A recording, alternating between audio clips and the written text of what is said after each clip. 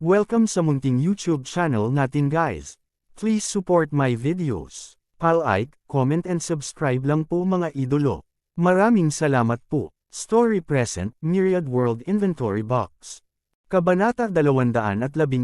Naglalaro ba kayo ng football o naninipa ng mga tao? Sa gilid, galit na tumingin si Exi Mengjiao sa binata at nagtanong. Bagamat hindi niya naiintindihan ang football, alam niya na ang football ay hindi dapat laruin sa ganoong paraan. Sinusubukan niyang saktan at pilayin ang tao. Napansin din ni Exi Mengjiao na marami sa kanyang mga tauhan ang natatakot na magkaroon ng direktang pisikal na paghaharap sa kabilang team, lalo na sa mga nasisipa noon. Gayunpaman, hindi sinisisi ni Exi Mengjiao ang kanyang mga tauhan sa pagkakataong ito, dahil alam din niya na hindi ito ganap na kasalanan ng kanyang mga tauhan. Kaya lang sobrang nakakatakot ang paraan ng paglalaro ng kabilang team. Sa tingin ko, walang mali sa ganitong paraan ng paglalaro ng football. Ganito dapat ang mga lalaki ay maglaro ng football. Ang mga sisis na iyon ay hindi dapat maglaro ng football, sabi ng binata. Dahil ngayon lang siya ininsulto ni Exi Mengjiao, nakaramdam siya ng hiya sa harap ni Tang Mazo, kaya medyo nagalit siya sa kanyang puso. Bukod dito, alam niya rin nakakaunti lang ang mga taong naglalaro ng napaka-wild sa kanyang panig. Ang ilang mga tao ay pawang mga retiradong profesional na manlalaro. Noong mga professional player pa sila, ganito na sila naglaro. Alam niya kung paano sila maglalaro, kaya imposibleng magbago sila. At saka, ayaw niyang magbago. Ikaw, tiningnan siya ni Exi Mengjiao at pinagalitan, hindi kayo naglalaro ng football. Ay oo, sa sandaling ito, ang kabilang koponan ay umiskor ng isa pang layunin. Nag-cheer muna ang binata, saka sinabing, paanong hindi naglalaro ng football? Lahat sila ay mga profesional na manlalaro dati, paanong hindi sila marunong maglaro ng football? Ang iyong koponan ay isang bangkus lamang ng malambot na paa na mga hipon. Panipi, pagkatapos nito, tumingin ang binata kay Tang Mazo at sinabing, Mazo, magaling ang team ng kumpanya ko, tama ba? Siguradong mananalo tayo, Panipi. Well, ang galing mo naman. Sinulyapan ni Tang Mazo ang binata na may ngiti at sinabi. Lalo nitong ipinagmalaki ang binata. Pinagpapantasyahan pa niya na kapag natapos na ang laro, maaari niyang samantalahin ang pagkakataon na anyayahan si Tang Mazo na sabay na kumain ng tanghalian. Ikaw, niloko mo. Sinabi ni Exi Mengjiao, kayong lahat ay mga profesional na manlalaro. Paano namin kayo matatalo? Si Exi Mengjiao ay lubhang hindi kumbinsido. Labis siyang nalungkot nang makita niyang naglalaro ng football ang kabilang team na parang nananapak ng mga tao. Ngayong alam na niya na marami talagang mga profesional na manlalaro sa kabilang koponan, kahit na nagretiro na sila, hindi pa rin sila ordinaryong tao. Paano ako niloko? Ang mga taong iyon ay hindi na mga profesional na manlalaro ng football. Sila ang mga security guard ng kumpanya ko. Sila ay kabilang sa aking kumpanya. Ano ang mali sa pagsali nila sa laro? Panipi, ikaw, walang hiya ka. Namula ang mukha ni Exi Mengjiao. Mengjiao, huwag mo na siyang kausapin. Hinayla ni Suyamo si Exi Mengjiao, pagkatapos ay tumingin sa binata at sinabing, hindi pa tapos ang kompetisyon. Huwag kang masyadong maaga. Tumingin muna ang binata kay Suyamo na may ilang diskusyon. Talagang gusto niya ang tahimik at pinong ugali ni Suyamo. Gayunpaman, mula sa simula hanggang ngayon, ang kabilang partido ay hindi tumingin sa kanya ng direkta, na naging sanhi ng kanyang pagpapahalaga sa sarili na medyo hindi komportable. Hindi pa tapos. I think tapos na. Ang resulta ng laro ay napagpasyahan na.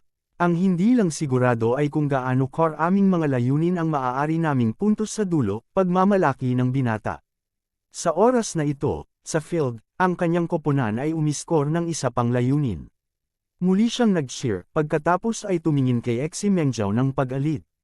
Dahil, dito, sumabog ang baga ni Exi Mengjiao. Kung hindi siya pinigilan ni Suyamo, aakyat na sana siya at binasag ang ulo ng binata. Hindi pinansin ni Suyamo ang binata at tumingin lang sa field. Walang kamalay-malay ang kanyang mga mata kay Huang Feng, umaasang may mababago siya. Napansin ni Tang Mazo ang tingin ni Suyamo at tumingin din kay Huang Feng. Noong nakita niya si Huang Feng dati, hindi niya gaanong pinansin. Gayunpaman, nang makita niyang patuloy ang titig ni Suyamo sa kanya, mas binigyan niya ng pansin. Habang tumitingin ito sa kanya, mas pamilyar ang itsura niya. Hindi kaya ang player sa field ay ang lalaking nakadinner ni Sister Yamo kagabi? Napaisip si Tang Mazo sa sarili.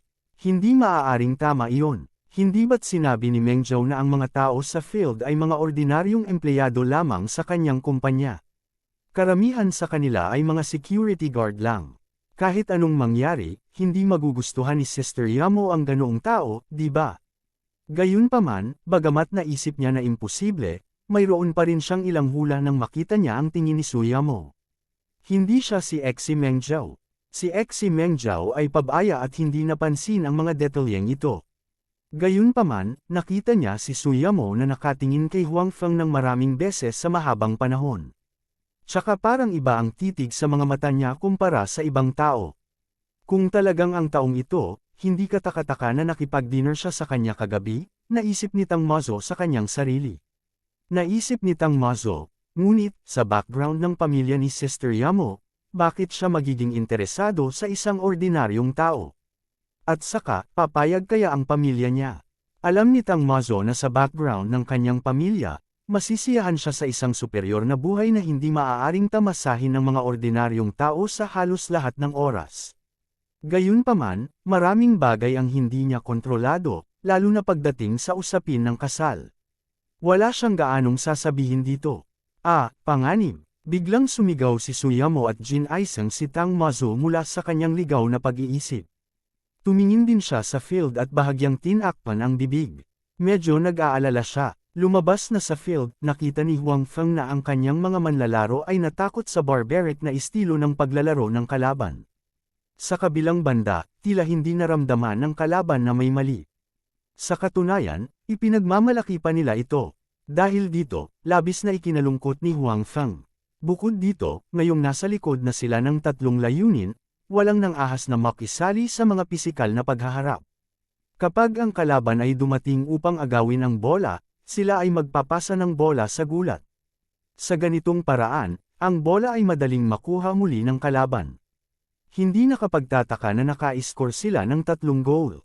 Sa makatuwid, naramdaman ni Huang Feng na kailangan niyang gawin ang isang bagay.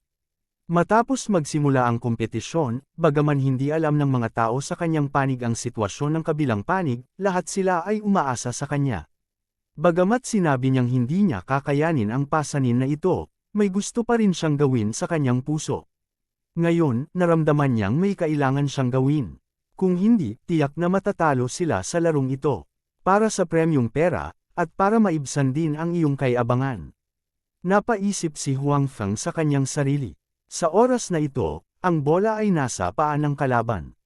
Si Huang Feng ay mabilis na umakyat. Hindi nagmamadali ang kalaban sa pagpasa ng bola. Sa halip, nag-dribble siya ng bola at sumugod kay Huang Feng. Anak, nililigawan mo si kamatayan. Nang makitang hindi siya natakot ni Huang Feng, medyo nagulat ang kalaban. Gayunpaman, isang panunuya ang lumitaw sa gilid ng kanyang bibig. Nagpasya siyang ipakita kay Huang Feng kung saan siya ginawa. Sa nakaraang maraming pisikal na paghaharap, sila ang may kapangyarihan. Nasipa o natakot ang kalaban hanggang sa ibigay ang bola. Sa makatuwid, nang makita niya si Huang Feng na sumusugod sa kanya, natural na wala siyang dahilan para iwasan ito. Kabanata 212. Natural na nakita ni Huang Feng ang galaw ng kabilang partido, ngunit sa pagkakataong ito ay hindi na niya ito iniwasan. Sa halip, nakilala niya ito ng direkta. Nang makita niya ang sitwasyong ito, hindi napigilan ni Su Yamo na umiyak. Kanina pa pinapanood ni Su Yamo ang sitwasyon sa field. Ang mga retiradong propesyonal na manlalaro sa kabilang panig ay napakalakas. Tsaka sobrang wild nila kapag nilalaro nila ang bola. Hindi sila natatakot na makasakit ng mga tao.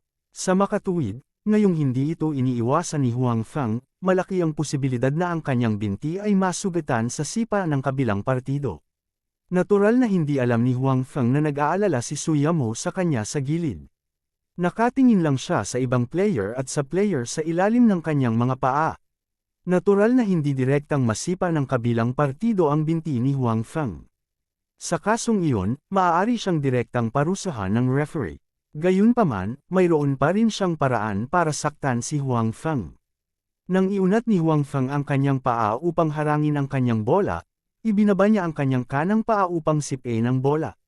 Gusto niyang kumpletuhin ang isang paghaharap kay Huang Feng sa buong football at pagkatapos ay gamitin ang kanyang sariling lakas para saktan si Huang Feng. Gayunpaman, halatang masyado siyang nag-iisip. Nang iwagayway niya ang kanyang kanang paa, ganoon din ang ginawa ni Huang Feng, at halos magkasabay na inihampas ng dalawang lalaki ang kanilang kanang paa sa football. Ito ay isang paghaharap ng lakas ng walang anumang magarbong galaw. Siguradong matatalo ang isa sa kanila. Ang iba pang mga retiradong propesyonal na manlalaro sa kanilang paligid ay tumingin lahat kay Huang Feng na may malupit na ngiti. Hindi sila pamilyar sa ganoong eksena at aksyon. Hindi dahil hindi nila ito nagawa sa kanilang mga karera, kaya naisip nila kung ano ang susunod na mangyayari kay Huang Feng. Gayunpaman, ang sumunod na nangyari ay lampas sa inaasahan ng lahat. Maging ito ay ang mga retiradong manlalaro, ang ibang mga tao sa field, o ang mga manunood sa gilid, lahat ay tumingin sa field ng may pagtataka. Sa dalawang lalaking kakaharap pa lang, isa talaga ang napaatras at napasigaw pa.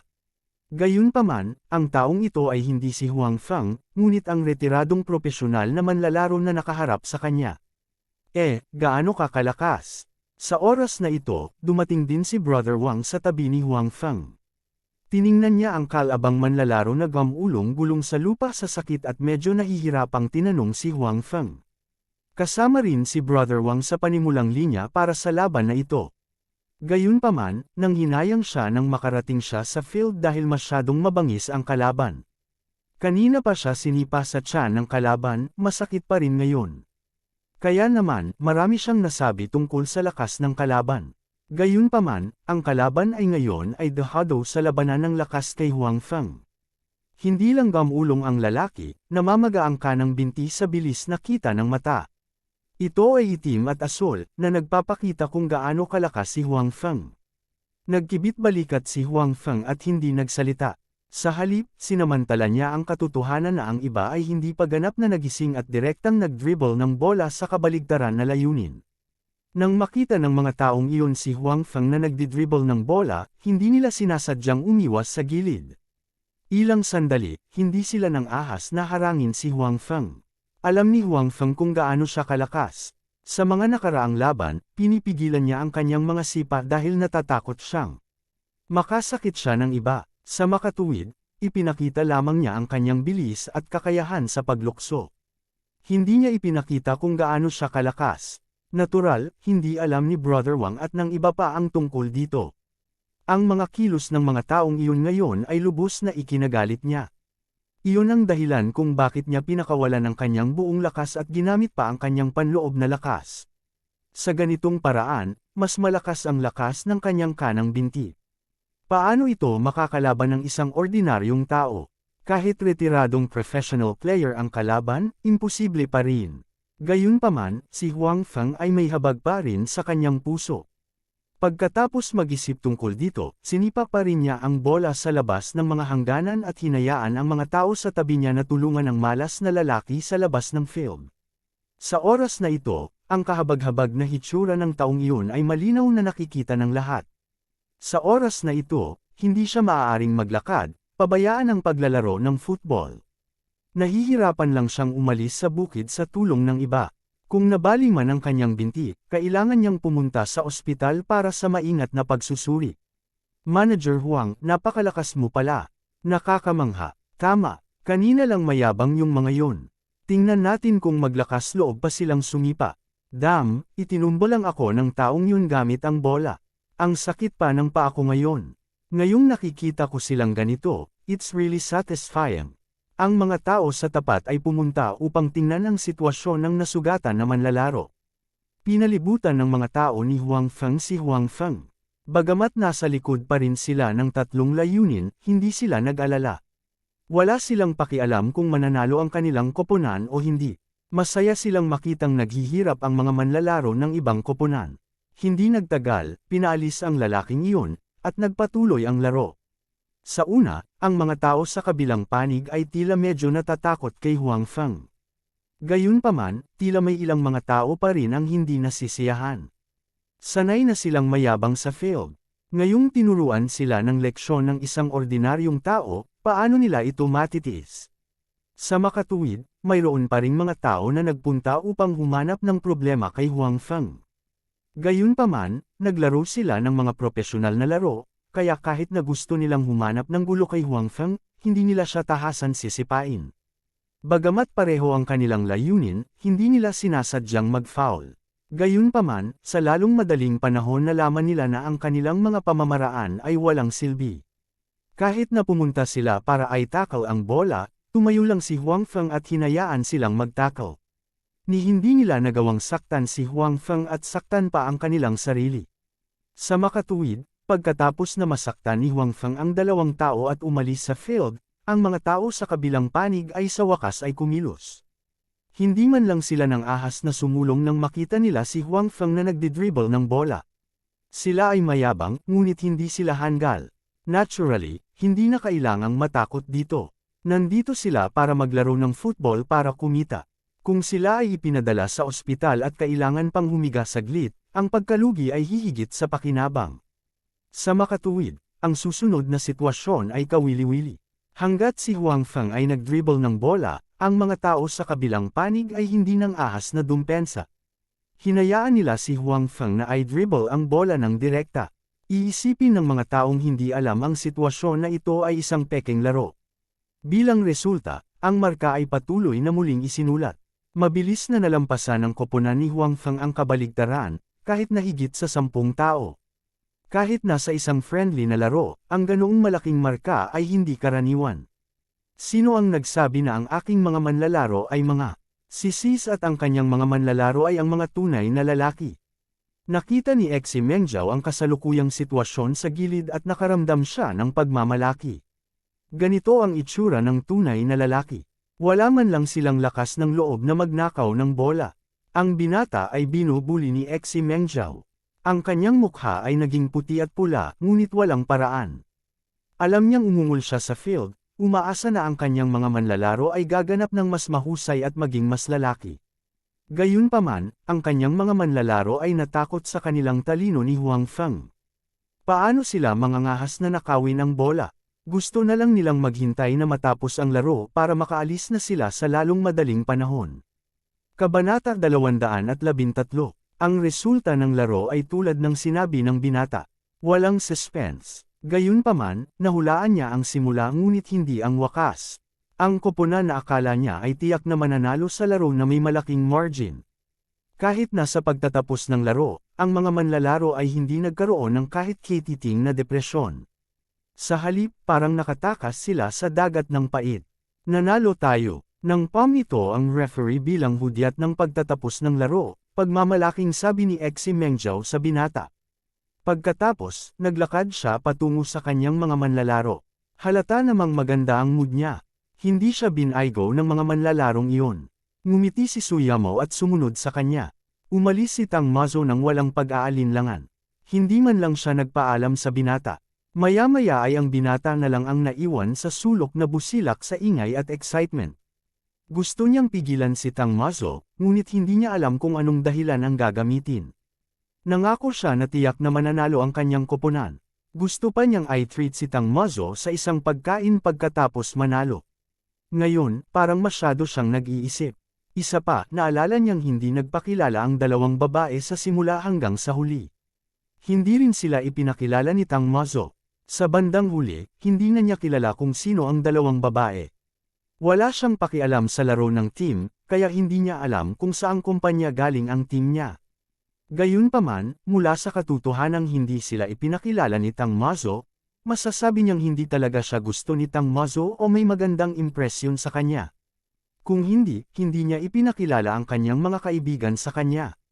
Sa pag-iisip tungkol sa background ng pamilya ni Tang Mazo, ang binata ay tumawa ng masama sa sarili. Hindi niya akalain na sobra ang ugali ni Tang Mazo. Magkaibang mundo silang dalawa sa simula pa lang. Hindi siya tinatrato ni Tang Mazo bilang pantay sa simula. Sa kabilang panig, si Huang Feng ay napapaligiran ng mga tao. Ang lahat ay nasa mataas na espiritu, hindi lamang dahil natapos nila ang gawaing ibinigay sa kanila ng mga nakatataas, kundi dahil sila ay masaya mula sa kaibuturan ng kanilang mga puso na manalo laban sa mga mayabang na iyon. CEO Xi, nandito ka. Nandito na si CEO Exi. Maya-maya, napansin ng lahat si Exi Mengjiao na papalapit. Bagamat hindi pa sila naging malapit kay Exi Mengjiao dati, nakita na nila siya sa malayo. Hindi kakaiba para sa kanila na makilala siya. Si Huang Feng, na napapalibutan ng mga tao, ay tumingin din ng may pagtataka. Matagal na siya sa kumpanya, ngunit hindi pa niya nakikita si President Exi. Gayunpaman, nang makita siya ni Huang Feng, natigilan siya. Paano kaya siya? Siya si President Exi. Nagulat na sabi ni Huang Feng sa kanyang sarili. Tama, siya si Director Exi. Manager, first time mo siyang makilala diba? Sabi ni Kuya Wang. Sa oras na ito, nakita rin ni Exi Mengjiao si Huang Feng na tulala. Alam niya na nakilala siya ni Huang Feng. Tumingin siya kay Huang Feng nang may pagmamalaki at sinabing, iyan ay isang magandang sipa. Hindi mo inaasahan na ako yun, hindi ba? Baliw na babae, ikaw ang CEO ng kumpanya. Walang kamalay-malay na tinawag ni Huang Feng ang pangalan sa kanyang puso. Sa sandaling matapos magsalita si Huang Feng, biglang tumahimik ang paligid. Ang mga tao sa paligid niya ay tumingin kay Huang Feng na may pagtataka. Hindi nila alam kung bakit niya kakausapin ng ganoon si President Exi. Bakas sa mukha ni Brother Wang ang takot na ekspresyon. Ang pagtawag ni Huang Feng kay President Exi ng ganoon ay panliligaw ng kamatayan. Oo naman, pagkatapos marinig ni Exi Mengjiao ang mga salita ni Huang Feng, ang kanyang mapagmataas na ekspresyon ay nanlamig. Tapos, namula ang mukha niya tapos namuti. Hindi niya inaasahan na tatawagan siya ni Huang Feng ng ganoon. At saka, tinawag siya nito sa harap ng napakaraming tao. Naramdaman ang galit na titig ni Exi Mengjiao at ang kanyang lalong mabilis na paghinga. Lahat ay tumahimik dahil sa takot. Alam nilang galit na galit si Exi Mengjiao. Sino bang tinatawag mong baliw na babae? Tumingin si Exi Mengjiao kay Huang Feng na may namumulang mga mata at sinabi ang bawat salita. Ang kanyang mga tingin ay parang hindi na makapaghintay na kainin si Huang Feng. Hindi pa siya tinatawag ng ganoon. Sumasakit din ang ulo ni Huang Feng. Medyo natulala siya ngayon at direktang tinawag si Exi Mengjiao ng ganoon. Kahit medyo samobra ang ugali nitong babaeng ito, babae pa rin siya kung tutuusin. Ngayong tinawag siya nito sa harap ng napakaraming tao, kakaiba kung hindi siya magagalit. Baliw na babae, haha, bagay na bagay ang pangalan na ito. Sa tingin ko napaka-accurate ng gwapong ito. Sa oras na ito, dumating sina Suyamo at Tang Mazo. Nang marinig nila kung paano tinawag ni Huang Feng si Exi Mengjiao, medyo natigilan si Suyamo. Hindi niya alam kung bakit ganoon ang tawag ni Huang Feng kay Exi Mengjiao. Gayunpaman, hindi masyadong nag-isip si Tang Mazo at direktang tumawa. Tang Mazo, Vixen, tumahimik ka. Galit na sambat ni Exi Mengjiao, pagkatapos ay muling tumingin kay Huang Feng, halatang naghihintay ng kanyang paliwanag. Mengjiao, magkakilala ba kayo? Sa oras na ito, humakbang si Suyamo at nagtanong. Oo, walang ekspresyong sabi ni Exi Mengjiao. Natural na hindi niya bibigyan ng anumang mukha si Suyamo. Yung President Exi, pasensya na, hindi ko lang napansin. Sabi ni Huang Feng. Anuman ang iniisip niya kay Exi Mengjiao, sa harap ng napakaraming tao, naramdaman pa rin ni Huang Feng na hindi siya makalayo. Kung siya ay napahiya, kung gayon ito ay kaila-hilakbot. Ang mga salita ni Huang Feng ay natural na hindi nasiyahan kay Exi Mengjiao. Magsasalita pa sana siya, ngunit hinayla siya ni Suyamo at pagkatapos ay ngumisi sa kanya, na nagpapahiwatig na maraming empleyado ng kumpanya sa paligid. Nag-react din si Exi Mengjiao at binawi ang mga salitang sasabihin niya. Siyempre, sa kanyang puso, tiyak na hindi niya hahayaan si Huang Feng na umalis ng ganoon kadali. Pagkatapos noon, lumapit si Suyamo at sinabing nanalo sila sa kompetisyon ngayon. Lahat ay makakakuha ng bonus. Higit pa rito, ililibre nila ni Exi Mengjiao ang lahat sa isang pagkain upang ipagdiwang. Nabook na ang restaurant. Natural na tuwang-tuwa ang lahat. Bagamat medyo curious pa rin sila sa mga bagay sa pagitan ni Huang Feng at Exi Mengjiao, hindi sila nang ahas na tahasan ng tsismis sa harap ng amo. Ngayong nagbigay ng mga bonus ang amo at pinagkainan sila, natural na masaya sila. Pagkatapos noon ay naghanda na ang lahat para sumakay sa bus at sabay na pumunta sa restaurant. Handang sumunod din si Huang Feng. Ngayon ay mas mabuting lumayo kay Exi Mengjiao. Bagamat wala itong sinabi ngayon lang, sa pagtingin pa lang sa mga mata nito ay alam niyang hindi siya nito papakawalan ng madali. Bakit kailangan pa niyang tumambay sa harap niya? Pwede mo nang kunin ang sasakyan namin. Hindi gumana ang wishful thinking ni Huang Feng. Aalis na sana siya nang pigilan siya ni Xi Mengzhao. Kung tumanggi siya, hindi matatapos ang bagay na ito. Bukod dito, si Huang Feng mismo ay hindi gustong magkaroon ng anumang gusot kay Xi Mengzhao sa harap ng iba pang mga kasamahan, kaya kailangan niyang sumang-ayon. Kabanata 214. Kaya, umupo si Huang Feng sa kotse ni Xi Mengzhao sa ilalim ng hindi maipaliwanag na mga tingin ng maraming kasamahan. Sa oras na ito, ang lahat ay tumingin sa kanya na may bakas ng inggit. Dahil sa kotse na iyon, bilang karagdagan kay Huang Feng, mayroong 3 magagaling na dilag. Ang ganitong paggamot ay hindi magagamit sa lahat. Gayunpaman, sa pag-iisip tungkol sa saloobin ni Xi Mengzhao kay Huang Feng, ang bakas ng inggit sa puso ng lahat ay nawala. Tinatayang pagkatapos makapasok si Huang Feng, kahit na napapalibutan siya ng mga dilag, wala siya sa mood na mag-enjoy dito. Sa katunayan, ito ang naramdaman ni Huang Feng ngayon. Upang tanungin si Huang Feng, pinaupo ni Xi Mengzhao si Huang Feng sa likuran. Tumakbo rin siya sa likod at umupo sa tabi ni Huang Feng. Hindi alam ni Tang Mazo kung ano ang iisipin. Hindi siya umupo sa harap kundi tumakbo din sa likod at umupo sa kabilang side ni Huang Feng. Walang pagpipilian si Su Yamo kundi ang magmaneho. Gayunpaman, tumingin siya kay Huang Feng na may bakas ng pag-aalala sa kanyang mga mata. Alam niya na hindi ganoon kadaling pakitunguhan sina Xi Mengzhao at Tang Mazo. May mga dilag sa magkabilang gilid. Ang pakikitungo sa pagiging napapaligiran ng mga dilag ay hindi isang bagay na tatangkilikin ng sinuman, lalo na ang dalawang dilag. Pareho silang top-notch beauties. Gayunpaman, wala sa mood si Huang Feng na tamasahin ito.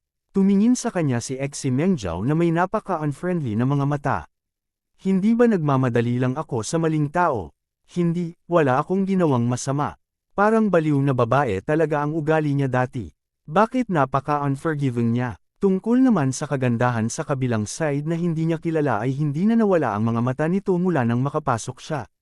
Puno ng pagtatanong ang kanyang mga mata na para bang nakakita siya ng isang kawili-wili at nakakatuwang laruan. Ang ganitong uri ng titig ay naging lubhang hindi komportable kay Huang Feng. Mengzhao, ayaw mo bang ipakilala sa akin itong napakahusay mong subordinate? Nanguna si Tang Mazo para basagin ang katahimikan sa loob ng sasakyan. Siya ay isang pervert, at isang walang hiyang tao. Ano ang nakikita mo sa kanya? Sinabi ni Xi Mengzhao sa pamamagitan ng pagngangalit ng mga ngipin. Naalala pa niya kung paano siya hinarap ni Huang Feng, pati na rin ang impresyon na ibinigay nito sa kanya noong nakipag-ugnayan siya kay Huang Feng. Hoy, President Xi, bagamat ikaw ang amo ko, hindi mo ako mabibintangan ng ganito. Paano ako naging pervert? Malungkot na sabi ni Huang Feng. Hindi ba? Ang lakas ng loob mong gawin pero ayaw mong aminin. Sabi ni Xi Mengzhao. Wow, breaking news yan. Sabi ko, guwapo, hindi mo naman siya pinagsamantalahan tapos abandonahin mo, di ba? Mengzhao, matagal ko nang sinabi sa'yo na hindi ka dapat mainitan ng ulo. Ayaw ng mga lalaki, tingnan mo, iniwan ka na ngayon, hindi ba?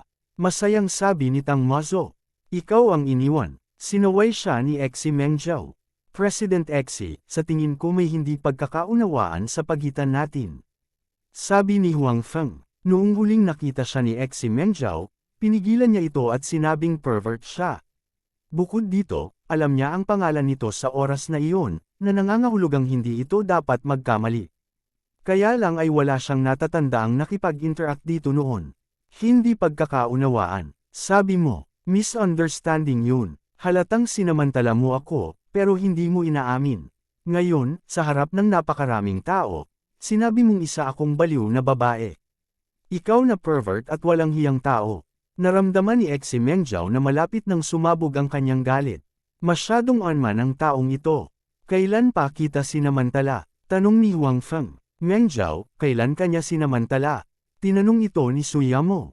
Bagamat siya ay nagmamaneho, binigyang pansin din niya ang sitwasyon sa likod.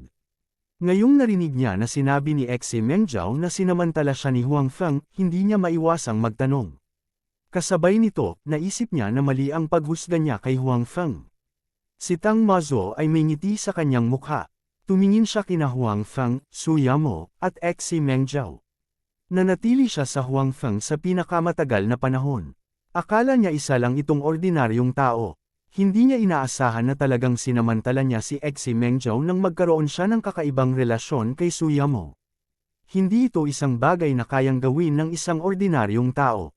Maging ang mga young master sa kabisera na may nararamdaman para kina Su Yamo at Xi Mengzhao ay may isip lamang ito. Hindi nila ito kayang gawin. Nung araw na yon sa bar, sa may pinto ng banyo, niyakap mo ako habang lasing ako. Yung mga kamay mo hinawakan ako kung saan-saan.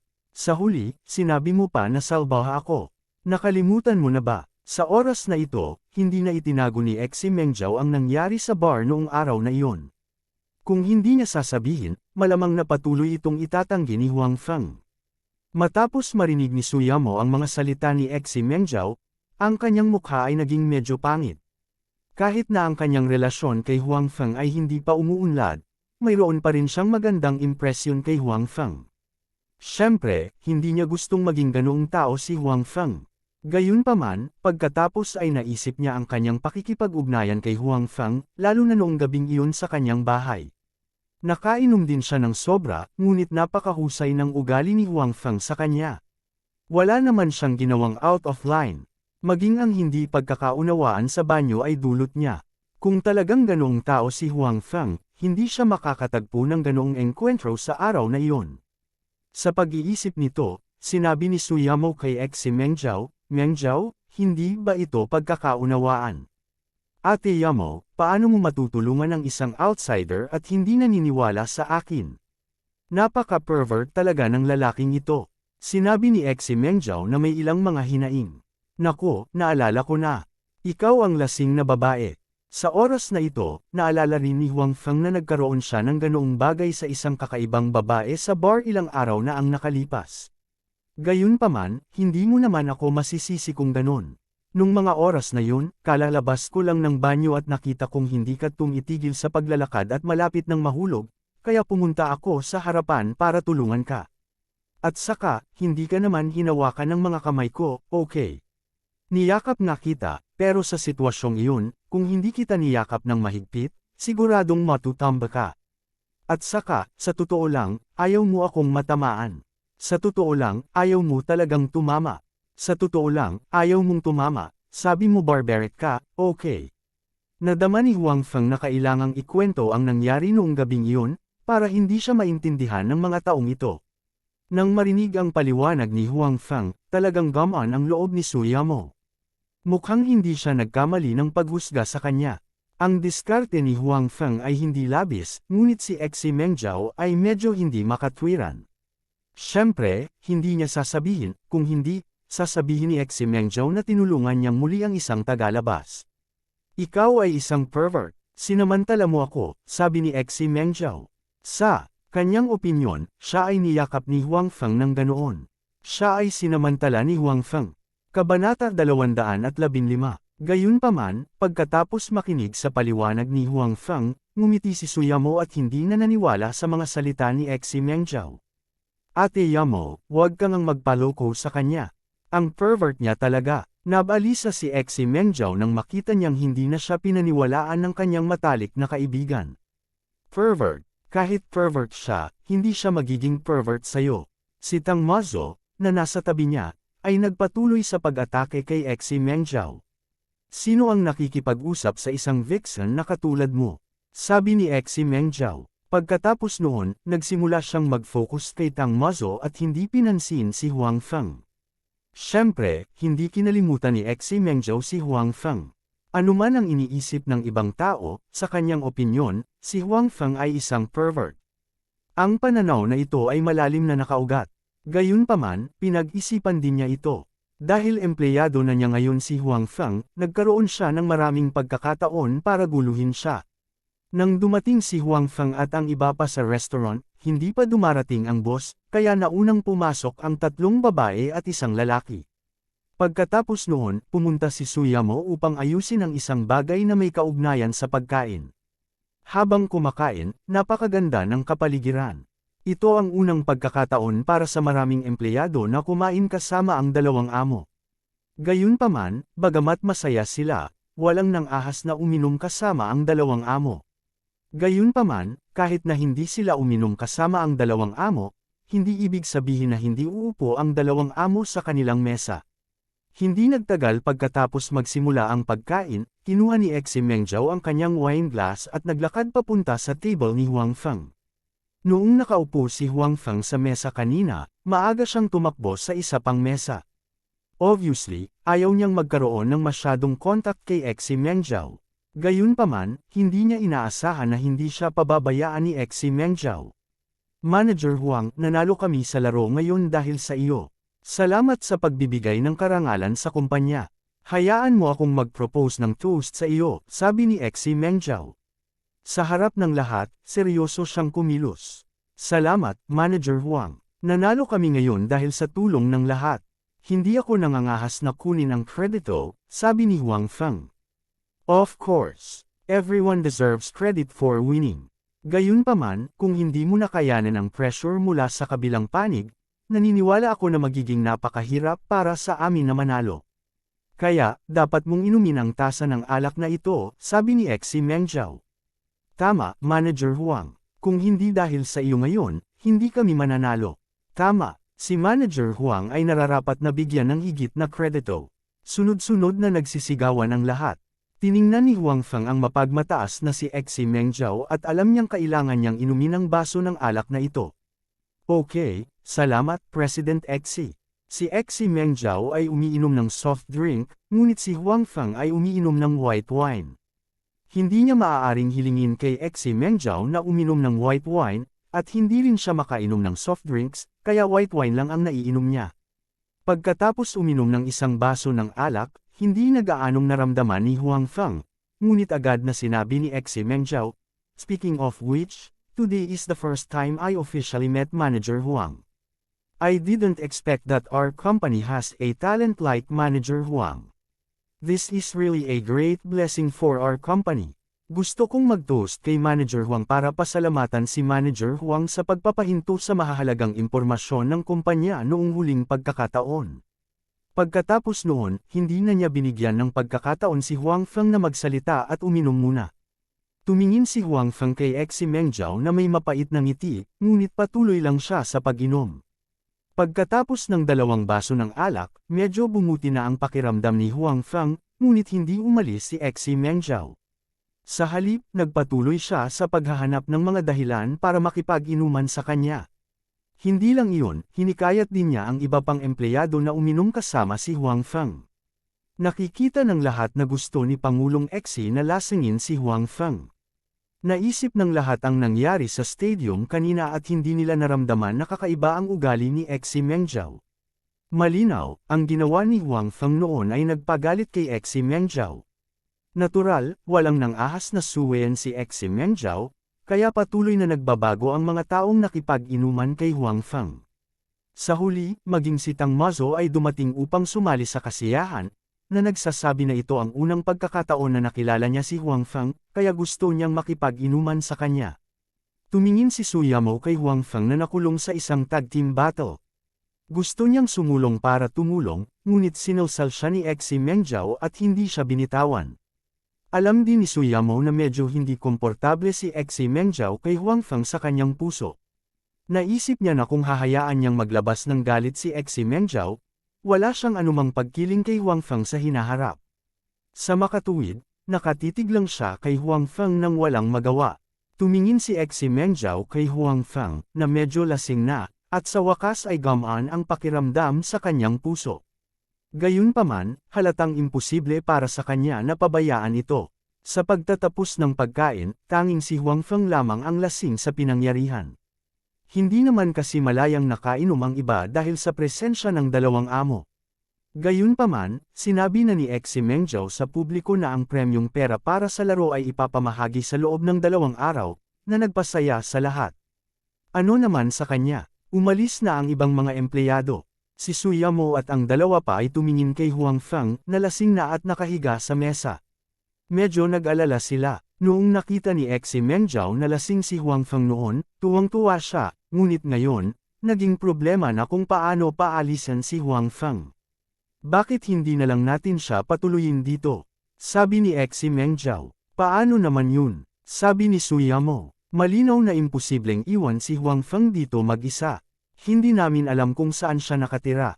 Paano natin ito haharapin? Sabi ni Exi Mengjiao. Gustong sabihin ni Suyamo na alam niya kung saan nakatira si Huang Feng, ngunit kung sasabihin niya ito, ang 2 taong katabi niya ay tiyak na magdududa sa kanyang relasyon kay Huang Feng.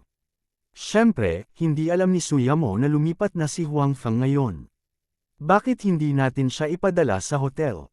Sabi ni Suyamo. Iyon lang ang paraan, sabi ni Exi Mengjiao. Nang makita niya si Huang Feng, na parang patay na baboy, sinipa niya ito at sinabing, ang nakakainis na lalaking ito ay lasing, at gusto pa rin niyang pagsilbihan natin siya. Nakalimutan ni Exi Mengjiao na ang dahilan kung bakit lasing si Huang Feng ay ganap niyang dulot. Pagkatapos noon, sa tulong ng waiter ng hotel, tinulungan si Huang Feng na makapasok sa kotse. Gayunpaman, pagdating nila sa hotel, walang tumulong sa kanya. 3 babae lang ang maaasahan niya. Tumayo ang 3 sa labas ng sasakyan at nagkatinginan. Hindi nila alam kung ano ang gagawin. Don't look at me. Hindi ko siya tutulungan. Tulungan niyo siyang 2. Unang sinabi ni Tang Mazo. Hindi ko rin siya tutulungan. Hindi ko tutulungan ang pervert na ito, sabi ni Exi Mengjiao. Mengjiao, kung hindi dahil sayo, hindi siya lasing. Kung hindi mo siya tutulungan, sino? Sabi ni Suyamo. Alam din ni Exi Mengjiao na hindi sila maaaring maging stalemate. Kahit ayaw niya, kailangan pa rin niyang tulungan siya. It's all this stinky guy's fault. Kaunti lang ang nainom niya at lasing na lasing. Si Suyamo sa tabi niya ay pumunta din sa harap para tumulong. Tinulungan nila ni Exi Mengjiao si Huang Feng na pumasok sa hotel. Ang paraan ng pagtingin sa kanila ng waiter sa front desk ay nagpahiya kay Suyamo. Medyo ikinainis ni Exi Mengjiao, ngunit hindi magandang ipaliwanag. Sabagay, tinignan lang sila ng waiter at hindi umimik. Kabanata 216. Phew, I'm so tired. This guy mukhang hindi malakas, pero medyo mabigat talaga. Inihagis ni Exi Mengjiao si Huang Feng sa kama at mahinang nagreklamo. Okay, ang taong ito ay ayos na rin. Tara na, sabi ni Tang Mazo. Sinulyapan ni Suyamo si Huang Feng sa kama at hindi nagsalita. Hindi siya maaaring manatili upang alagaan si Huang Feng ng mag-isa. Kung ganoon, may hula ang 2 matalik na kaibigan sa tabi niya. Sa kabilang panig, si Qiu Ningshuang ay sumali sa task force upang lumahok sa interogasyon ng 2 gangster na umatake sa kanya at kay Huang Feng kagabi. Bagamat sinabi ni Qiu Ningshuang na siya ay isang bystander lamang at hindi magsasabi ng anumang mga opinyon pagdating niya, tiyak na hindi babaliwala ng ibang mga tao sa task force ang kanyang pag-iral. Ang isang dahilan ay dahil ang 2 gangster na ito ay nahuli ni Qiu Ningshuang, at ang isa pang dahilan ay natural dahil sa background ni Qiu Ningshuang. Ipinapayo ko sa iyo na maging tapat mula sa simula hanggang sa katapusan ng bagay na ito at magsikap para sa kaluwagan. Sa silid ng interogasyon, ang 2 kriminal na pulis at si Qiu Ningshuang ay nagtatanong sa gangster. Gayunpaman, halatang handa ang gangster na lumaban hanggang dulo. Mukhang hindi niya narinig ang interogasyon ng pulis. Huwag mong isipin na hindi namin malulutas ang kaso kung wala kang sasabihin. Binibigyan ka lang namin ng pagkakataon. Tumingin si Qiu Ningshuang sa gangster at sinabing, ang taong nasa iyong telepono na may pangalang Brother Cheng, ay dapat may malaking kinalaman sa kasong ito, tama ba? Dapat mong malaman na hindi ka lang pinaghihinalaan ng pagpatay ngayon, kundi pati na rin ang pagkakaroon ng baril. Hindi maliit ang krimen mo. Panipi, nang marinig ng tao ang kapatid na Cheng, ang kanyang ekspresyon ay nagbago, at ang kanyang puso ay medyo nayanig. Tumawag nga si Brother Cheng nang arestuhin sila, kaya dapat na-expose si Kuya Cheng. At saka, dapat ay napagtanto na ito ni Kuya Cheng, sa oras na iyon, kaya ngayon, dapat siyang nagtatago o tumakas. Kaya naman, kahit ilantad siya, ayos lang. Kung hindi niya gagawin, kailangan niyang maging scapegoat. Parehong malubha ang 2 krimen na iyon, at hindi niya kayang maging scapegoat. Gayunpaman, sa pag-iisip na kung ipagkanulo niya si Kuya Cheng, tiyak na gagantay siya ni Kuya Cheng, pagkatapos, kaya medyo nag-aalangan pa rin siya. Natatakot ka ba sa kanilang paghihiganti? Tila may napansin si Qiuning Shuang. She said to him, "Let me tell you, we can find the number of Brother Cheng in your phone. It's not difficult. Pagdating ng panahon, ikakalat namin ang balita na ikaw ang sumuko sa kanya." Sa tingin mo ba maniniwala sila? Ikaw, hindi mo magagawa to, wala akong sinabi. Gulat na gulat ang lalaki. Alam niya na ang isang tulad ni Kuya Cheng ay tiyak na kainahinala. Kung talagang nagkakalat ng ganitong tsismis ang mga pulis na ito, tiyak na mahihirapan siya. Walang pinagkaiba kung sinabi niya o hindi. Bukod sa iilan sa atin, walang ibang nakakaalam. Sabi ni Qiuning Shuang. Nang makita ang emosyonal na pagbabago ng kabilang partido, medyo nasasabik si Qiuning Shuang. Parang may epekto ang mga salita niya. Noon pa man ay gusto niyang maging isang kriminal na pulis at mag-imbestiga ng mga kaso. Ngayon, sa wakas ay natupad ang kanyang hiling. Si Qiuning Shuang, na natupad ang kanyang hiling, ay hindi na malaya na marami siyang sinabi na dapat sana ay sinabi ng dalawa pang kriminal na pulis. Tatahimik lang siya noon, pero ngayon nakalimutan na niya. Sa kabutihang palad, ang iba pang dalawang kriminal na opisyal ng pulisya ay walang anumang hindi kasiya siyang damdamin. I believe that those guys will not easily let go of a person who betrayed them, so you'd better be honest. In this way, you can not only fight for leniency, but also help US catch those people. Kapag nahuli ang mga taong iyon, hindi mo kailangang mag-alala sa kanilang paghihiganti. Nagpatuloy si Qiuning Shuang. Well, sasabihin ko. Matapos mag-alinlangan ng ilang sandali, nagpa siya ang lalaki na sabihin ito, dahil pakiramdam niya ay makatwiran ang sinabi ni Qiuning Shuang. Kahit hindi niya sabihin, mabilis na mahahanap ng mga taong ito si Kuya Cheng. Kung ganoon, malas pa rin siya. Kung talagang nahuli si Kuya Cheng, hindi nila kailangang mag-alala tungkol sa paghihiganti. Si Qiuning Shuang at ang iba pang dalawang kriminal na pulis ay nagpalitan ng tingin, at isang bakas ng kagalakan ang sumilay sa kanilang mga mata. Pinakamabuting makapagbigay ng paliwanag ang taong ito. Kung hindi, bagamat maaari pa nilang malaman ang tungkol sa Kuya Cheng na iyon, wala silang masyadong malalaman. Gayunpaman, iba ito sa paliwanag ng taong ito. Bukod dito, kung ang taong ito sa harap nila ay magbibigay ng paliwanag, ang ibang tao ay hindi magtatagal. Sure enough, hindi nagtagal matapos magsalita ang taong ito, umamin din ang gangster na na-interrogate sa isa pang interrogation room. Ayon sa pagtatapat ng dalawang taong ito, ang katawan na ito ay pinangangasiwaan ni Brother Cheng, na si Lin Zikheng. Kung pinatay ni Lin Zikheng ang taong ito, hindi nila alam. Kasabay nito, hindi nila kilala ang namatay. Ang dalawang taong ito ay kapwa-kaibigan ni Lin Zikheng. Gayunpaman, sa proseso ng pag-amin ng dalawang tao, binanggit ang pangalang Donghua Security Co., Limited. Mukhang malapit ang relasyon ng amo nila sa kumpanyang iyon. Bukod dito, sa kumpanyang iyon, maraming tao ang talagang katulad nila. Wala silang anumang partikular na gawain. Nagbabantay lang sila ng ilang bar at nightclub. Siyempre, mayroon din silang sariling mga bar at nightclub. Ito ang unang pagkakataon na narinig ni Qiuning Shuang ang tungkol sa Donghua Security Co., Limited. Laking gulat niya. Gayunpaman, hindi ito ang unang pagkakataon na narinig ng iba pang kriminal na pulis ang tungkol sa kumpanyang ito. Nang marinig nila na si Qiuning Shuang ay mag-iimbestiga sa kumpanyang ito, nag-alinlangan sila at sinabi sa kanya na ang background ng kumpanyang ito ay hindi simple. Kung tutuusin, si Qiuning Shuang ay isang ordinaryong traffic police lang noon, kaya normal lang na hindi niya alam ang sitwasyon ng kumpanyang ito. Sa oras na ito, pumasok ang isang pulis at sinabing may gustong piyansahan ang dalawang gangster. At ang taong nagpiyansa sa dalawang gangster ay mula sa Donghua Security Co., Limited.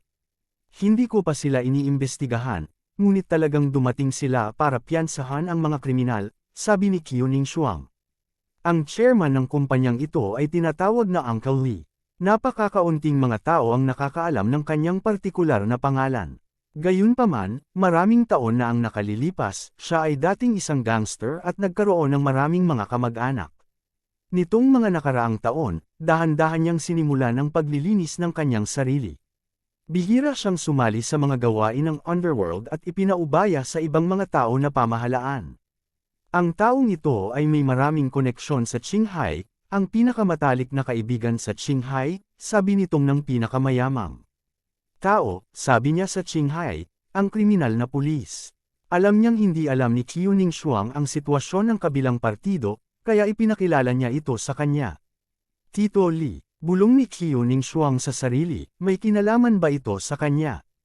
Mahirap sabihin, si Lin Ziqing noon ay nagtatrabaho kay Uncle Li, ngunit nang maglaon, si Uncle Li ay gustong linisin ang kanyang sarili, kaya si Lin Ziqing ay nagtayo ng sarili niyang kumpanya. Gayunpaman, ayon sa aming pagkakaunawa, si Lin Ziqing ay may malapit pa ring relasyon kay Uncle Li. Malaki ang posibilidad na siya ay ayusin ni Uncle Li upang maging kanyang kababata sa underworld. Kabanata 217, Bakit hindi mo iniimbestigahan ang kumpanya?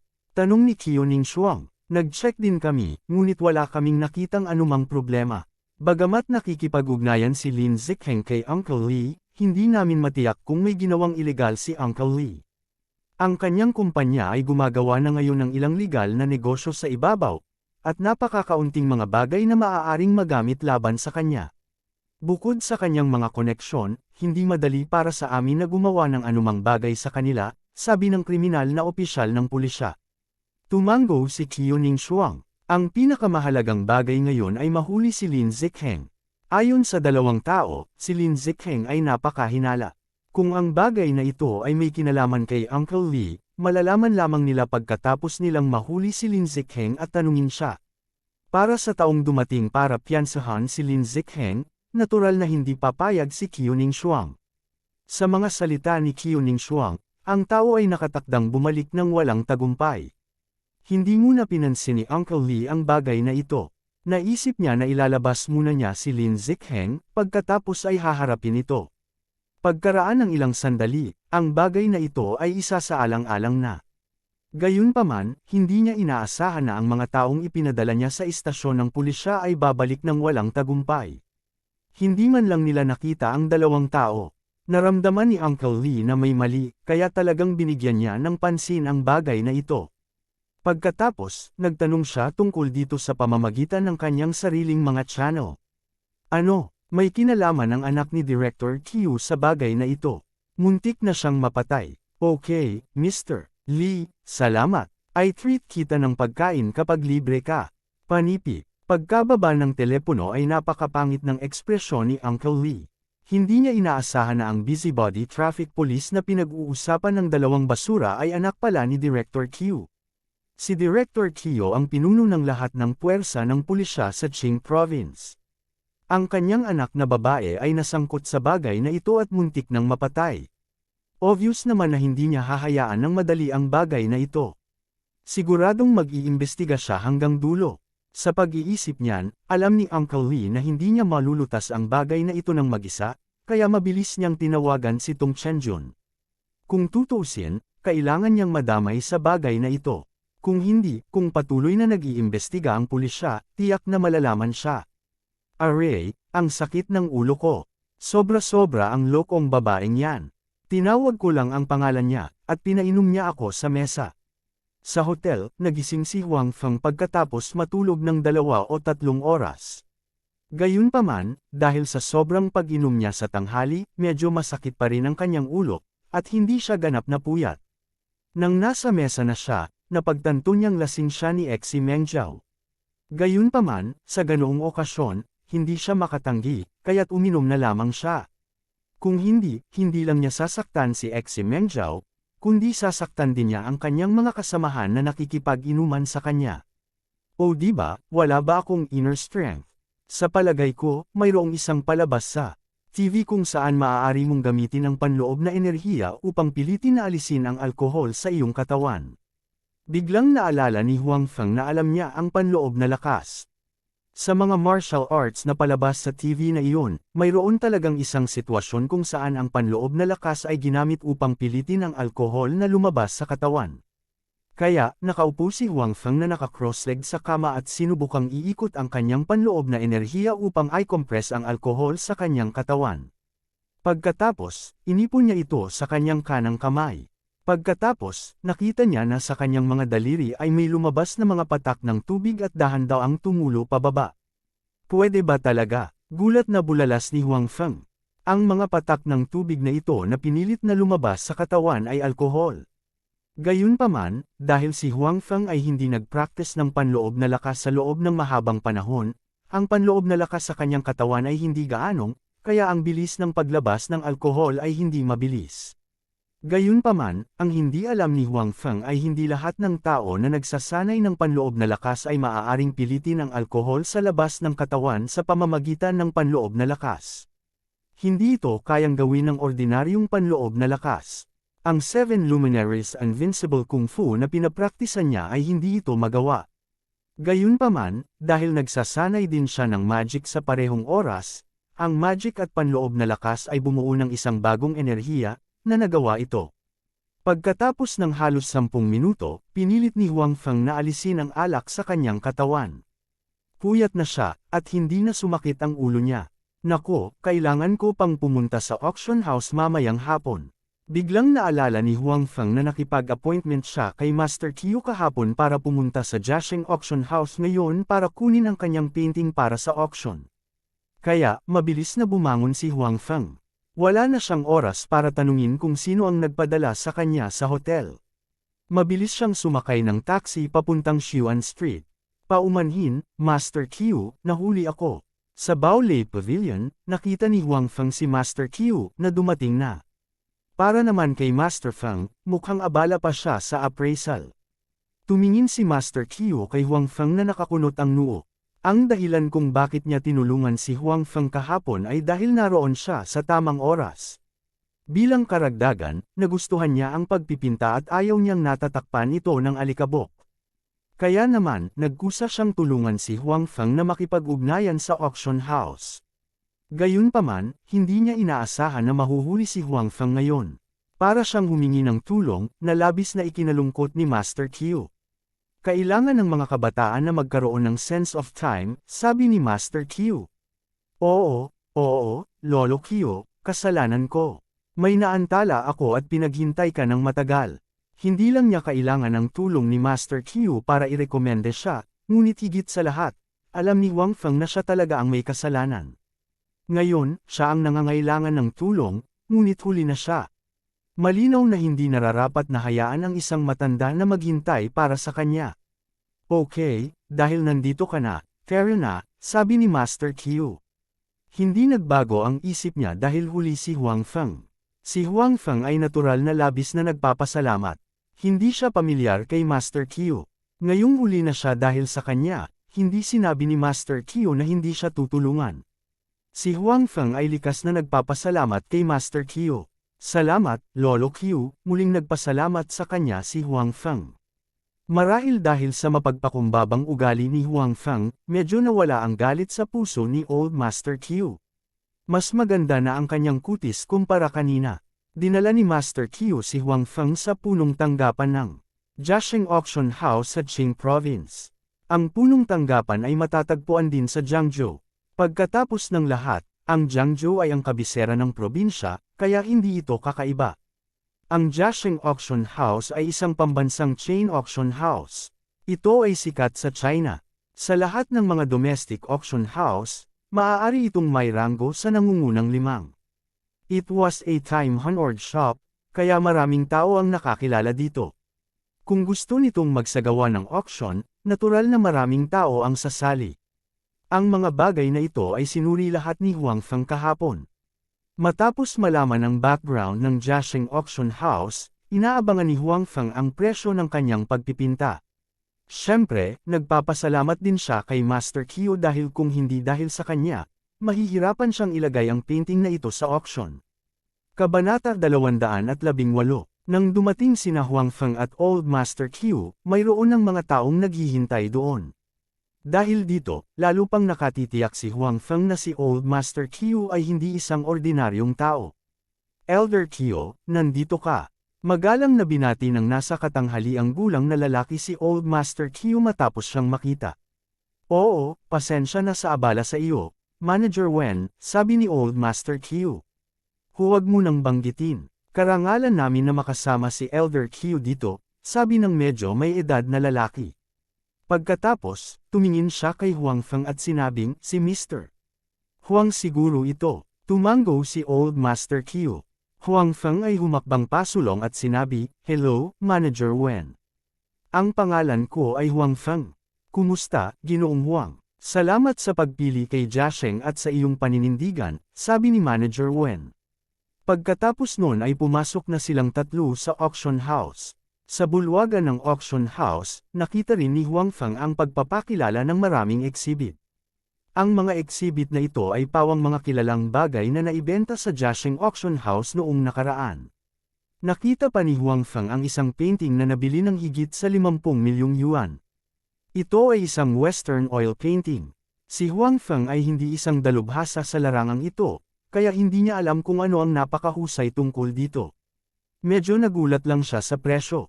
Siyempre, may iba pang mga bagay na ibinibenta para sa mas mataas na presyo. Gayunpaman, magsu-auction si Huang Feng ng isang painting, kaya natural na mas interesado siya sa ganitong uri ng bagay. Dinala ni Manager Wen si Huang Feng at Old Master Q sa kanyang opisina. May naghihintay na doon. Ang taong ito ay natural na naghihintay para sa item ni Huang Feng na masuri muli.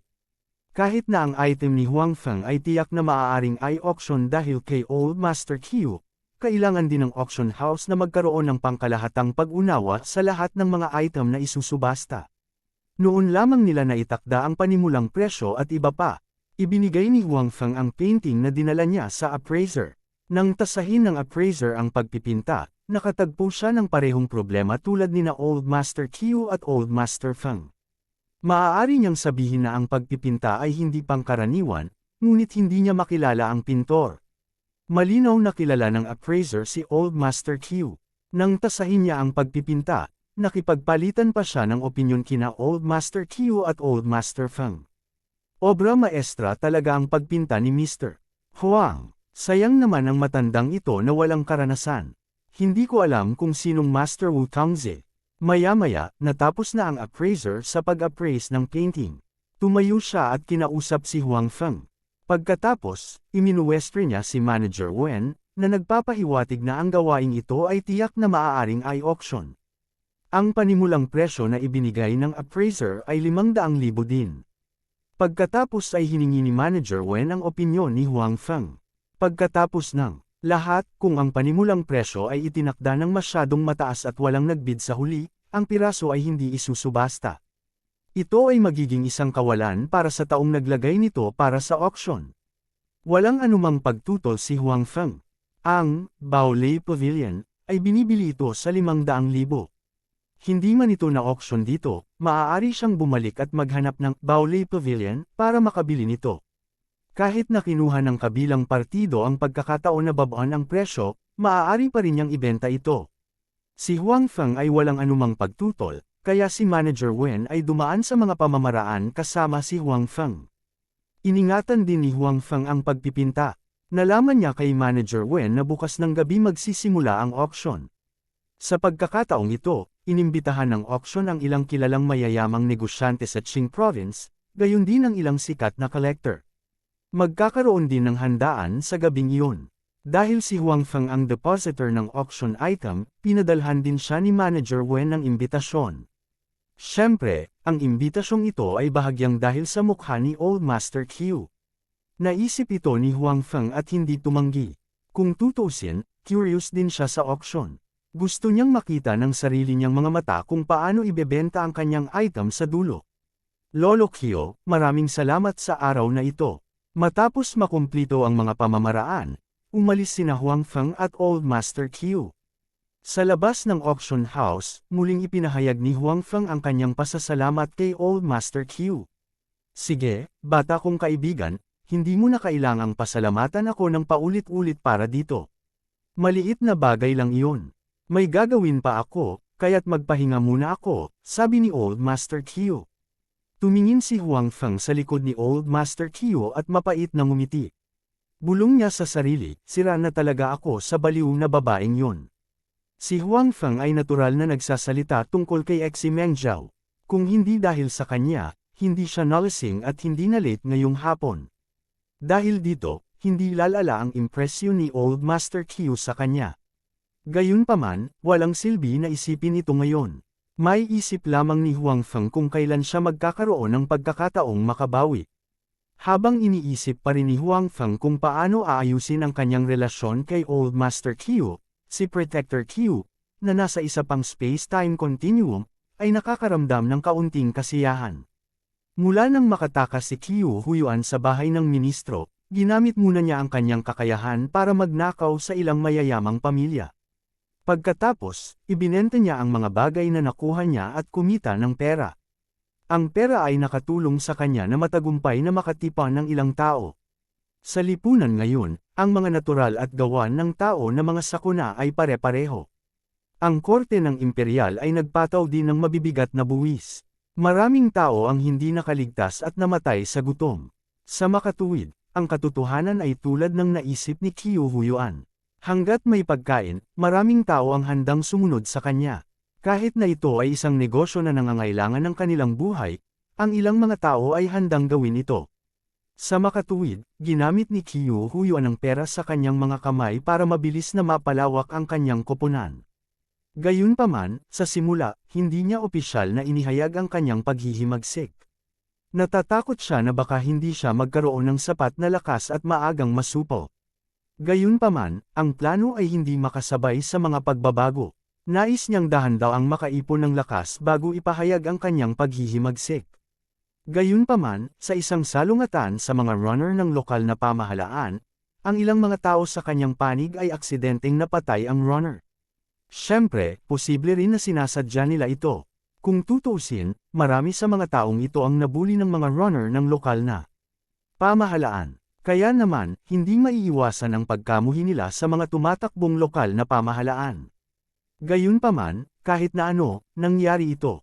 Noong una, nais ni Qiu Huiyuan na harapin ito ng tahimik. Gayunpaman, hindi niya inaasahan na marinig ito ng ilang tao sa nakapalibot na county. Inakala nila na papatayin ni Qiu Huiyuan ang Maneng Akbo bilang sakripisyo at hihilahin ang poste para magrebelde. Sa hindi inaasahang pagkakataon, may mga taong sumama sa kanya. Bukod dito, marami sa kanila. Sa makatuwid, binago ni Qiu Huiyuan ang kanyang dating ideya. Sinamantala niya ang sitwasyon at inihayag ang kanyang paghihimagsik. Sinasamantala ang kakulangan ng depensa ng county, kinuha niya ang county sa isang mabilis na pagbagsak sa tulong ng mga tao sa county. For a time, nasa limelight siya. Sa loob lamang ng ilang araw, si Qiu Huiyuan ay nagbago mula sa isang ordinaryong gwardya ng bahay ng ministro tungo sa isang maliit na pinuno na may 10,000 nasasakupan. Siyempre, dahil sa kaguluhan sa mundo, marami pa ring mga lider na tulad niya sa bansa. Isa lang siya sa kanila. Kabanata 219, binigyang pansin ni Qiu Huiyuan ang magnanakaw o master na hindi nagpakita ngunit nagnakaw ng maraming bagay mula sa kanya. Gayunpaman, wala siyang magagawa dahil hindi pa nagpapakita ang kabilang partido. Iba na ngayon ang pananaw ni Qiu Huiyuan sa kabilang partido. Dati, pakiramdam niya ay niloloko siya ng kabilang partido kaya gusto niyang hanapin ang kabilang partido at turuan siya ng leksyon. Gayunpaman, ngayong siya na ang pinuno ng grupo, ang kanyang puso ay napuno ng ambisyon. Gusto niyang hanapin ang kabilang partido at i-recruit siya. Sa kasamaang palad, ang kabilang partido ay higit na may kakayahan kaysa sa kanya. Kung hindi sumipot ang kabilang partido, hindi niya ito mahahanap. Alam ni Qiu Huiyuan na walang silbi ang pagkabalisa tungkol sa bagay na ito. Hintayin na lang niya na magpakita ang kabilang partido. Leader, ang hukbo ng korte ng imperial ay wala pang 10 milya ang layo sa atin. Sa araw na ito, tinatalakay ng grupo ang mga bagay sa conference room na ginawang opisina ng county. Isang subordinate ang dumating para magsumbong. Hindi na nagulat ang grupo sa balitang ito. Kung tutuusin, iba sila sa mga sumikop sa kabundukan at mga hari ng bundok sa labas. Sinakop nila ang county at pinatay ang mga opisyal na hinirang ng Imperial Court. Sa makatuwid, tiyak na gagawa ng aksyon ang Imperial Court. Gayunpaman, ang laki ng aksyon na ito ay pinagtatalunan. Ang kasalukuyang Imperial Court ay nahaharap sa panloob at panlabas na mga problema. Ang lakas ng labanan ng hukbo ay patuloy na bumababa. Ito ay isang katotohanan na nakikita ng maraming matalinong tao. Sa makatuwid, hanggat hindi ipinadala ng korte ng imperial ang kanilang ilang mga elite, walang dapat ikabahala. Sino ang general? Ilan ang lalaki mo? Qiu Huiyuan, nako, hindi, Chief Qiu ngayon. Ito ay si Gerui mula sa Western Army. Siya ay may mga 5,000 lalaki, iniulat ng subordinate. Nang marinig ang pangalan ng Western Army at Gerui, naaliw ang grupo. Ang Western Army ay isang lokal na hukbo na may average na lakas ng labanan. Gayunpaman, hindi sila ang mga elite ng Imperial Court. Bukod dito, ang kanilang kagamitan ay napakakaraniwan. Bukod dito, si Gerui ay hindi isang sikat na general. Natural, hindi nag-aalala ang grupo. Dumating na ang Alapiers ng Imperial Court sa tamang panahon. Ipatikim niya sa kanya ang aking kapangyarihan. Tumayo ang isang mukhang magiting na lalaki at malakas na sinabi. Tama, itong mga F***Sting Imperial Court laki ay maaari lamang mang-aapi ng mga hindi armadong sibilyan. Kung may totoong labanan, ginagarantiya ko na mas mabilis silang tatakbo kaysa sa mga kuneho. Pinuno, bigyan mo ako ng 3,000. Lalaki, pupunta ako at sasalubungin ko itong si Gerui. Talagang papahirapan ko siya ng matinding pagkatalo. Naghiyawan ang lahat. Nasakop lamang nila ang bayan ng county, at hindi lamang sila nawalan ng anumang pagkalugi, lumawak pa sila ng husto pagkatapos masakop ang bayan ng county. Kaya naman, napakataas ng moral ng bawat isa. Bilang karagdagan, ang pangkat ng korte ng imperial ay hindi mga piling tao, at walang mga sikat na general. Naturally, hindi natakot ang lahat, at lahat sila ay nagkusa na humingi ng labanan. Tiningnan ni Leader Qiu ang lahat ng may kasiyahan. Kung iisipin, ilang araw lang ang nakalipas, parang asong ligaw na lang siyang tinutugis. Ngunit ngayon, siya ang pinuno ng grupong ito, kahit na nagpapas siya sa buhay at kamatayan ng 10,000 tao. Ang gayong pagbabago ay nagpabilis ng tibok ng kanyang puso. Kasabay nito, napakadali niyang nasakop ang bayan ng county. Hindi siya nakatagpo ng anumang disenteng pagtutol. Ipinadama nito sa kanya na ang korte ng imperial ay mas dekadente at mahina kaysa sa inaakala niya. Noong una, gusto lang niyang maging isang malayang hari ng bundok na kumakain ng karne at umiinom ng alak. Ngayon, mayroon siyang mas malaking layunin at ambisyon. Gayunpaman, hindi siya ganap na nawala sa kanyang isip. Alam niya na ang hukbo ng 10,000 tao sa kanyang mga kamay ay ang kanyang pinakamalaking pag-asa. Kapag natalo siya sa hukbong ito, tiyak na hindi siya pababayaan ng Imperial Court. Sa makatuwid, hindi niya kayang mawala ang hukbong ito ng 10,000 tao. Kinailangan pa niya itong patuloy na palawakin. Lahat, huwag kayong mabalisa, sabi ni Leader Qiu. Nang makitang tumahimik na ang lahat at nakatingin sa kanya, naghihintay ng kanyang sasabihin, mas naging kampante siya. Now that we have conquered the county town, the Imperial Court's army are not give up here. Kahit pakitang tao lang, lalapit pa rin sila at sasalakayin ang county town. Kung hindi, mas marami ang susunod sa uso. Nang makitang tumango ang lahat bilang pagsang-ayon, nagpatuloy si Leader Chu. Sa makatuwid, ang dapat na mabalisa ngayon ay ang hukbo ng korte ng imperial, hindi tayo. Kailangan lang nating bantayan ang county na ito at hintayin ang pagdating ng hukbo ng Imperial Court. Dahil ang pader ng lungsod at moat bilang suporta, mas madali para sa atin na talunin sila. Bukod dito, mas kaunti ang mararanasan natin. Tama si Leader. Ako, si Lao Chu, ay isang magaspang na tao. Hindi ko alam kung gaano karaming twists at turns. Maglalaban tayo gaya ng sabi ng pinuno. Oo, sang-ayon din ako sa sinabi ng pinuno. Tumango ang lahat bilang pagsang-ayon. Tiningnan ni Leader Qiu ang mga tao sa ibaba, at ang ngiti sa kanyang mukha ay naging mas makinang. Well, dahil malaki ang tiwala sa akin ng lahat, hindi ko pababayaan ang lahat. Dapat malaman ng lahat kung ano ang sitwasyon ngayon ng Imperial Court. Hindi na kasing ganda ng dati ang combat power ng Imperial Court. Bagamat kahit tayo ang magkusa sa pag-atake, kaya pa rin natin silang talunin, ngunit kung ganoon, tayo pa rin ang magdurusa, ang korte ng Imperial ay tiyak na gagantay sa atin. Sa makatuwid, binabantayan lang natin ang lungsod at hindi lumalabas. Hindi lamang natin matatalo ang kalaban, ngunit mababawasan din natin ang ating mga pagkatalo. Kapag natalo natin ang hukbo ng korte ng imperial sa pagkakataong ito, ang ating reputasyon ay magiging mas mataas, at mas maraming tao sa paligid na gustong sumama sa atin. Kung gayon, ang ating koponan ay magiging mas malakas, at magkakaroon tayo ng kapital upang patuloy na lumawak ang buhay.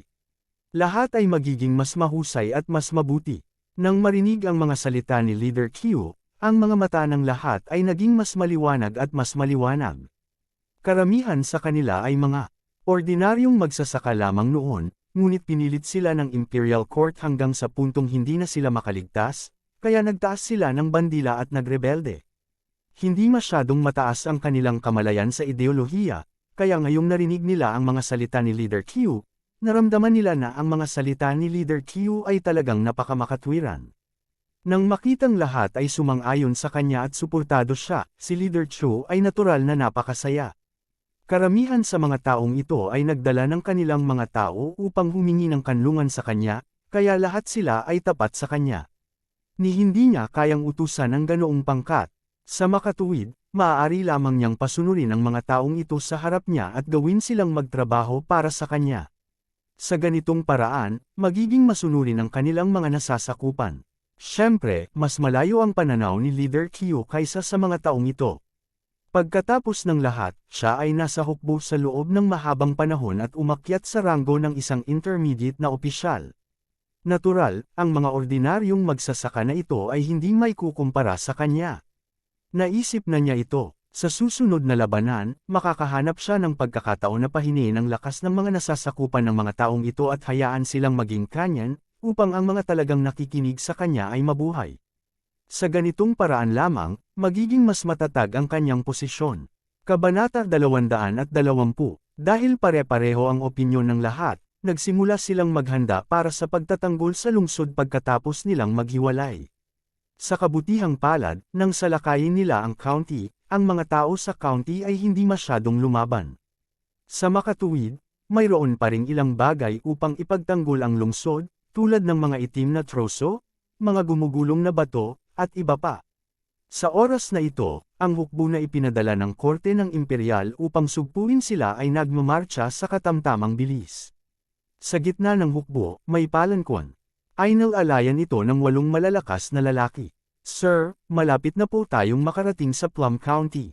Magkampo ba muna tayo? Sa oras na ito, isang taong mukhang tagapayo ng militar ang lumapit sa palanquan at nagtanong. Ang kurtina ng palanquan ay itinaas, at isang malungkot na nasa katanghaliang gulang na lalaki ang lumitaw mula sa loob. Humikab siya at sinabing, anong kampo? Ilan lang ang mga bumpkins na iyon? Gaano kaya sila kalakas? Pagdating ng hukbo ko, siguradong susuko sila sa paningin ng hangin. Ang lalaking nasa katanghaliang gulang na ito ay ang commander ng hukbong ito, si Gerui.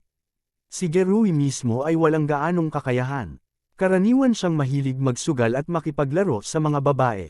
Gayunpaman, mayroon siyang isang mahusay na bayaw, kaya maaari siyang nasa ganitong posisyon. Gayunpaman, ang taong ito ay hindi makayanan ng mga paghihirap. Kadalasan, siya ay naglalakbay sa isang palanquan. Sa pagkakataong ito, nabalitaan niyang mahigit 10,000 bumpkin ang nagre-rebel. Sa kanyang palagay, ang mga taong ito ay mga magsasaka lamang na marunong lamang magsaka. Gaano kaya sila kalakas? Kaya naman, nagboluntaryo siyang sugpuin sila. Ang kanyang bayaw ay may parehong ideya sa kanya. Bagamat alam niya na ang lakas ng pakikipaglaban ng Western Army ay hindi na kasing husay ng dati, hindi masyadong mahirap talunin ang mga bumpkin na ito. Kaya naman, pumayag siya. Gayunpaman, malinaw na walang gaanong karanasan si Gerui. Wala pang 10 li ang layo nila ngayon sa county, ngunit hindi pa rin sila nagpadala ng anumang mga scout. Wala rin silang balak na tumigil. Nais niyang magtayo ng kampo sa harap ng county upang makita ng mga bumpkin sa county ang kanyang hukbo at magkusa na sumuko. Matapos marinig ang mga salita ni Gerui, ang taong iyon ay walang sinabi. Kung tutuusin, wala siyang masyadong alam sa pagmamartsa at pakikipaglaban. Sinundan niya si Gerui bago naging general si Gerui. Kaya naman, ngayong general na si Gerui, nakinabang din siya rito. Mabagal pa ring sumusulong ang hukbo. Sabi nga sa kasabihan, parang general, parang pugad. Si Gerui ay isang general na parang oso. Ang hukbo sa ilalim niya ay hindi maaaring maging mas mahusay. Sa orihinal, ang hukbong ito ay may kaunting lakas sa pakikipaglaban. Kung hindi, ang bayaw ni Gerui ay hindi magiging komportable at hahayaan siyang mamuno sa hukbo ng mag-isa. Gayunpaman, ang hindi alam ng kanyang bayaw ay mula nang si Gerui ay naging commander ng hukbong ito, pinangunahan niya ang hukbo upang tipunin ng mga tao para sumugal. Lumikha pa siya ng mga putis sa kampo, na naging sanhi ng pagkagulo ng buong kampo. Ngayon, wala nang lakas sa pakikipaglaban para magsalita. Nang dalhin ni Gerui ang kanyang mga tao sa paligid ng Plum Town, nakita niya mula sa malayo na medyo kakaunti ang mga tao na nakatayo sa mga dingding ng Plum Town. Maliwanag, natuklasan na nila ang kanyang pagdating at handa na sila. Gayunpaman, walang dapat ikatakot si Gerui. Sila ay isang grupo lamang ng mga bumpkins. Ano ang dapat katakutin? Bukod dito, marami sa kanila ang walang kumpletong hanay ng mga armas. Ang ilan sa kanila ay may hawak pang tinidor, patpat, at iba pa. Hindi niya talaga alam kung ano ang dapat katakutin. Ikaw, umakyat ka at sumigaw. Let them surrender. Sabi ni Gerui sa kanyang incompetent advisor.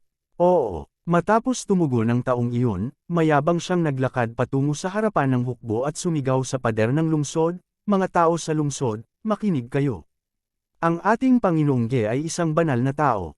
Hanggat buksan ninyo ang tarangkahan ng lungsod at masunarang maglunsad ng palihim na pag-atake, ililigtas namin ang inyong mga buhay at hahayaan ang mga nakaraan na lumipas. Kung hindi kayo susuko. Gayunpaman, bago niya matapos ang kanyang mga salita, narinig niya ang sunod-sunod na tunog ng shoo-shoo sa hangin na nagpamanhid sa kanyang anit. Katutubo niyang naramdaman na may mali. Nang gusto na niyang tumalikod at tumakbo pabalik sa kanyang kasundaluhan, bigla niyang naramdaman na may pinasok siya. Sa tunog ng passes, narinig ang tunog ng metal na pumapasok sa laman. Ang kanyang katawan ay sumugod ng hindi mapigilan sa mahabang distansya. Pagkatapos nito, ang tunog na ito ay patuloy na nagmumula sa kanyang likuran. Paano nila magagawa ito? How dare they do this? Ito ang huling naisip ng walang kakayahan na tagapayo. Hindi niya akalain na sisigaw lang siya. Kahit na hindi tinanggap ng kabilang partido ang pagsuko, hindi sila dapat naglunsad ng palihim na pag-atake sa kanya. Gayunpaman, ang kabilang partido ay malinaw na hindi ginawa ang kanyang naisip. Tiningnan ni Gerui ang kanyang nasasakupan na nakahandusay sa lupa na puno ng mga palaso ang likod. Natigilan siya saglit. Hindi niya inaasahan na ganoon ka-decisive at matapang ang kabilang partido. Gayunpaman, agad siyang nag-react. Ito ang naging provokasyon ng kabilang partido. Hindi naisip ng kabilang partido na sumuko. Naisip niya kung paano niya gustong sumigaw ng personal kanina lang, pero dahil nakaramdam siya ng pagod sa pagtayo doon habang nakataas ang ulo, hindi siya sumigaw. Ngayong naisip niya ito, medyo natakot siya. Humayo kayong lahat. Ang unang seseleke sa pader ng lungsod ay gagantimpalaan ng 1,000 tael ng pilak. Patayin silang lahat. Huwag kayong mag-iwan ng buhay kahit isa. Ibagsak ang lalawigan at papayagan kitang magpakasawa sa loob ng 3 araw. Sigaw ni Gerui sa kanyang mga tropa. Nang marinig ang mga salita ni Gerui, nagliwanag ang mga mata ng lahat. Magagawa nila ang anumang gusto nila sa lungsod na may 3 araw na pagpapakasaya. Kung gusto nilang magnakaw, maaari silang magnakaw. Kung gusto nilang magnakaw, maaari silang magnakaw. Kung gusto nilang magnakaw, maaari silang magnakaw. Kung gusto nilang magnakaw, maaari silang magnakaw. Walang pakialam. Kaya naman, walang pakialam ang lahat sa hirap ng paglalakbay at sumugod sa tuktok ng pader ng lungsod habang sumisigaw. Karaniwan, ang isang hukbo ay dapat na napaka-pamamaraan sa digmaan. Dapat mayroong mga pagsasaayos para sa kung saan ang pangunahing pag-atake at kung saan ang pag-atake ng pagkukunwari. Gayunpaman, walang pakialam si Gerui sa mga ito. Direkta niyang inutusan ang kanyang mga nasasakupan na magmadali. Ang kanilang hindi maayos na hitsura ay hindi gaanong naiiba sa nakaraang pagganap ng mga tao sa lungsod. Hindi sila nagpakita ng anumang disiplina sa militar. Noong una, medyo nag-aalala pa rin ang mga tao sa pader ng lungsod. Kung tutuusin, ito ang masasabing unang pakikipag-ugnayan nila sa hukbo ng Imperial Court. Dati nang sakupin nila ang county, walang gaanong pagtutol sa county. Sa makatuwid, walang anumang labanan. Gayunpaman, ito ay naiiba sa pagkakataong ito. Pagkatapos ng lahat, ito ay ang hukbo ng Imperial Court. Bagamat may tiwala sila, palagi silang sinusupil ng korte ng imperial. Sa kanilang mga puso, natural silang natatakot sa Imperial Court. Gayunpaman, ngayong nakita nila na ang kabilang partido ay katulad nila, ganap na hindi organisado at sa isang ganap na gulo, natural na mas magaan ang pakiramdam nila. Ihagis mo. Nag-utos ang mga bantay sa tuktok ng pader ng lungsod. Nagsimulang ihagis ng lahat ang mga batong inihanda nila. Kung tutuusin, ordinaryong magsasaka lang sila. Sa makatuwid, wala silang anumang mga mamamana. Sa makatuwid, ang mga bato at kahoy na ito ang kanilang pinakamahusay na pangmatagalang sandata.